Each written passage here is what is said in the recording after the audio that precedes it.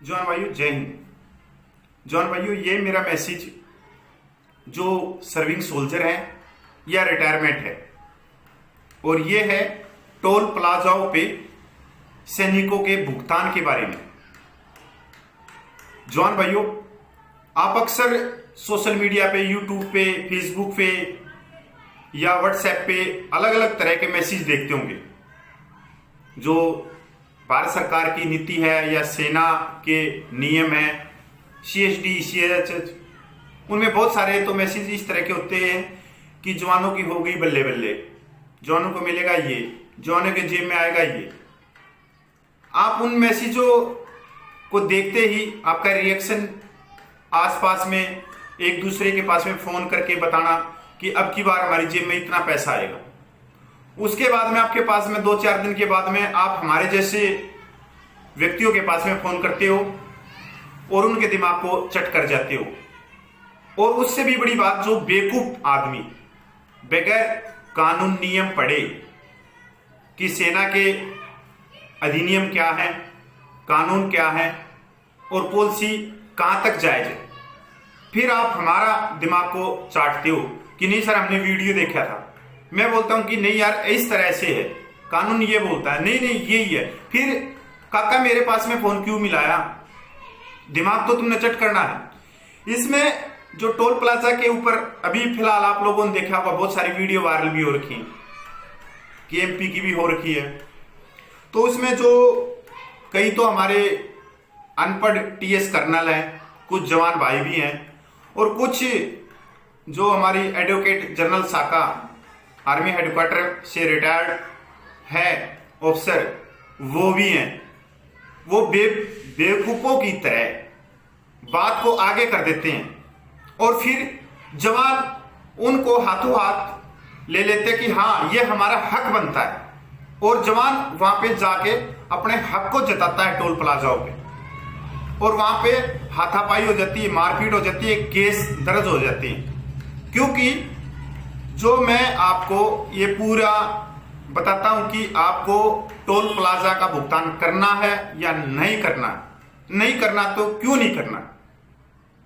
आप अपने हाथ में कानून लोगे तो आप कानून की धाराएं भी आप पे लगेंगी, कानून के केस भी आप पे लगेंगे, और आप फिर सर्विस में रहते हुए तारीख भुगतते रहना। जवान भाइयों, ऊपर चलते रहेंगे जो भी अधिनियम है, जो भारत सरकार के कानून हो चाहे सेना के कानून हो, ऊपर चलते रहेंगे जिस भाई को भी जरूरत है वो। जवान भाइयों, जो टोल प्लाजा है, मैं पूरे सैनिक कपिल फौजी, मैं आप लोगों से इतना ही प्रार्थना है कि जिस तरह से आप झूठी खबरों को, मिर्च मसाले वालों को एक दूसरे के पास में भेजते हो, अगर मैं ये बोल दूं इस वीडियो में कि आपकी होगी बल्ले बल्ले, मिलेंगे इतने लाखों रुपए, तो आप इसको देर नहीं लगाओगे, हर एक जगह इसको भेजोगे इस वीडियो को। अगर मैं ये बोलूं नहीं आपकी पेंशन नहीं बढ़ेगी, ऐसा भी कोई भी नियम कानून सर्कुलर नहीं आया, तो आप वहीं पे मुरझा जाते हो। जवान भाइयों, बने रहिए। जवान भाइयों, भारतीय टोल प्लाजा सेना और वायुसेना अधिनियम 1901 क्या बोलता है कि अधिनियम 1901 के तहत शुल्क के भुगतान से छूट उन व्यक्तियों को उपलब्ध है जो ड्यूटी पर हैं और सेवानिवृत्ति से संबंधित नहीं है। एक बात बिल्कुल साफ हो गई कि जो भूतपूर्व सैनिक है, जो पूर्व सैनिक है, उन पे कोई भी छूट नहीं है, उनको भुगतान करना पड़ेगा टोल प्लाजा पे, उसके बाद में अपनी गाड़ी ले जा सकते हैं। आगे सर्विस जवानों के लिए क्या है? NHAI ने 16 दिसंबर 2019 को एक लेटर जारी किया जो फास्टैग के, उसमें बहुत सारी जो नियम थे सैनिकों के लिए, उसने बड़े स्पष्टता से उनको लिखा है। मुद्दे की पृष्ठभूमि में टोल प्लाजा पर रक्षा मंत्रालय द्वारा आधिकारिक उद्देश्य के लिए उपयोग किए जाने वाले वाहनों पर स्पष्ट किया है। भारतीय टोल सेना और वायुसेना अधिनियम 1901 के प्रावधानों के अनुसार छूट के पात्र है। कौन पात्र हैं? जो सिर्फ ड्यूटी पर हैं। ड्यूटी कौन सी? जो आप वर्दी में पहने हुए, आप छुट्टी पे आ रहे हो, छुट्टी पे आप घर हो, तो आपको बिल्कुल भी छूट नहीं है, चाहे आप आई कार्ड दिखाओ चाहे किसी भी। मैं नहीं बोल रहा, ये नियम बोल रहे हैं, ये नियम। इसमें नेवी भी शामिल है, बाद में इस कानून में नेवी भी शामिल होगी थी, पर इस कानून को जब बोलते हैं हम तो इसका जिस नाम से हम इसको बोलेंगे वो सेना और वायुसेना अधिनियम 1901 है। इसके अंदर ये चीजें, सेना अधिनियम 1901 के तहत उपयोगकर्ता शुल्क के भुगतान से छूट उन व्यक्तियों को उपलब्ध है जो ड्यूटी पर हैं। एनएचएआई के सर्कुलर में कहा गया कि निजी वाहन के इस्तेमाल पर कोई छूट उपलब्ध नहीं है अगर इसका इस्तेमाल किसी आधिकारिक उद्देश्य और कर्तव्य के निवर्हन के लिए नहीं किया जाता है। तो इसका मतलब यह है कि आपको अपने निजी वाहन पर कब छूट मिल सकती है। आपको अपने निजी वाहन पर तब छूट मिल सकती है जब आप टिड्डी जा रहे हो या किसी सरकारी काम से आप अपनी गाड़ी का इस्तेमाल कर रहे हो और आपकी गाड़ी भी आपके मूवमेंट ऑर्डर में या कोई भी दस्तावेज आप लेके चलते हो, उसमें आधिकारिक रूप से वो गाड़ी का नंबर उसके अंदर लिखा होना चाहिए, तभी आप टोल प्लाजा पे से निकल सकते हो।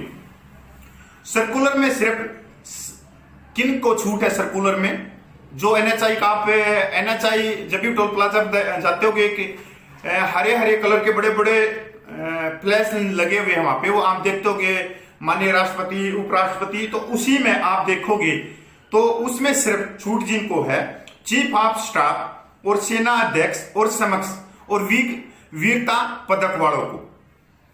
कुछ रिटायर्ड, जो मैं पहले बोल रहा था, कुछ रिटायर्ड टीएस कर्नल, कुछ यूट्यूब चैनल बेवकूफ और एक बड़ा बेवकूफ जो सेना जज एडवोकेट जनरल शाखा में रहा, यह बगैर कानून की बात करते हैं और सैनिक समाज के जवानों को गुमराह करते हैं और जवान उससे ये सोचते हैं कि मेरा हक है और वो वहां पे हाथापाई के लिए उतावला हो जाता है या लड़ाई करने के लिए उतावला हो जाता है, जबकि जवान अकेला होगा उस गाड़ी में या उसके परिवार होगा तो वहां पे टोल प्लाजा के जितने कर्मचारी हैं वो उसकी पिटाई करेंगे, उसका सिर फोड़ देंगे और सिर फोड़वा के वो मेडिकल में जाएगा और ऊपर से वो पुलिस में केस भी खाएगा।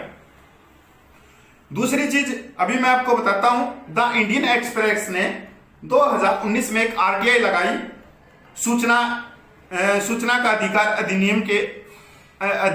अधिनियम के माध्यम से एनएचएआई से। उसने पूछा क्या प्रश्न, हाल ही में ऐसी कोई शिकायतें मिली जहां रक्षा कर्मियों को टोल प्लाजा पर तैनात कर्मियों द्वारा टोल का भुगतान किए बिना निजी वाहनों में आगे बढ़ने की अनुमति नहीं दी गई, भले ही उन्होंने अपना पहचान पत्र प्रस्तुत किया। भारतीय राष्ट्रीय राजमार्ग के पत्र में कहा जाता है कि निजी वाहन के उपयोग पर कोई छूट उपलब्ध नहीं है यदि इसका उपयोग किसी आधिकारिक उद्देश्य और कर्तव्य के निवर्हन के लिए नहीं किया जाता है, भले ही वह वक्त अधिकारी के साथ ही हो।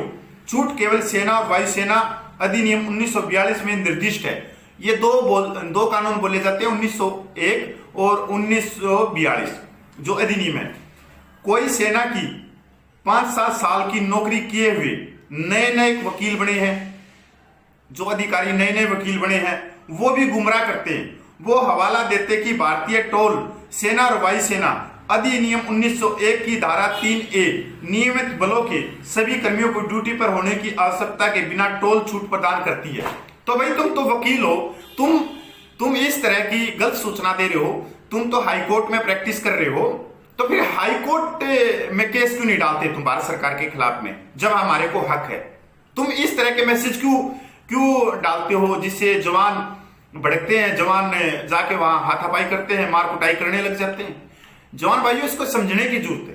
क्यों?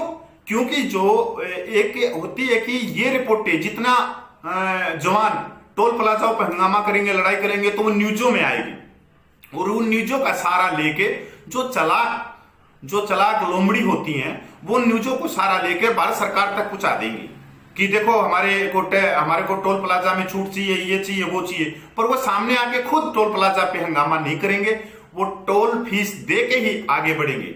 दूसरी बात, ये नियम पहले से ही है। कोई ये बोले कि ये 2-3 साल पहले फौजियों से टोल फीस नहीं ली जाती थी, तो मैं आपको बता दूं कि जो सैनिकों के पास में जो गाड़ी हुई है, छोटी मोटी जो भी हुई है, वो 2010 के बाद में और 7 पे कमीशन के बाद में उन्होंने अपनी छोटी मोटी गाड़ी ले ली।